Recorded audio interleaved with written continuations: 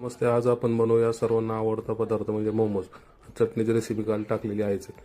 पॅनमध्ये तेल घ्या, त्याच्यामध्ये चॉप केलेला अद्रक आणि लसूण टाकून घ्या। नंतर त्याला हलकासं फ्राय करा। असं थोडंसं फ्राय झालं की त्याच्यामध्ये आपल्याला बारीक चिरलेली शिमला मिर्च टाकून घ्यायची आहे। नंतर गाजरही त्यात टाकून घ्यायचं आहे।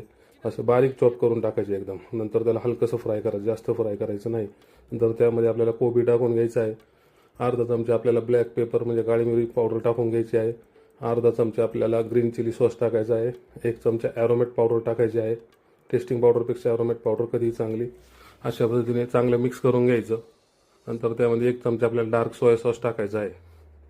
अशा पद्धतीने आपल्याला मीठ टाकून स्टफिंग तयार करून घ्यायचं आहे। स्टफिंग आपलं तयार आहे। नंतर आपण पीठ मळायचं आहे। आपल्याला मैद्याचं पीठ घ्यायचं आहे आणि बारीक सॉफ्ट असा डो तयार करून ठेवायचा आहे। नंतर आपण त्याला एका झाकणाच्या साहाय्याने असे गोल करून घ्यायचे, म्हणजे एकसारखेच मोमोज तयार होतात।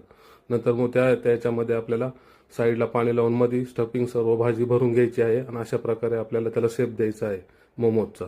तुम्ही अशा पद्धतीने हळूहळू बनवून घ्या आणि सर्व असे बनवून एकसारखे तयार करून ठेवा। एकदम अशा प्रकारे तुम्ही तयार करून ठेवा। सर्व मोमोज आपल्याला अशा पद्धतीने स्टीमरमध्ये ताटलीला तेल लावून त्याच्यावरती सर्व ठेवून द्यायचे आहे। 20 मिनिटं त्याला आपल्याला झाकण ठेवायचे आहे। अशा पद्धतीने 20 मिनिटानंतर तयार आहेत मोमोज। आवडल्यास लाईक करा आणि शेअर करा, सबस्क्राईब करा। थँक्यू।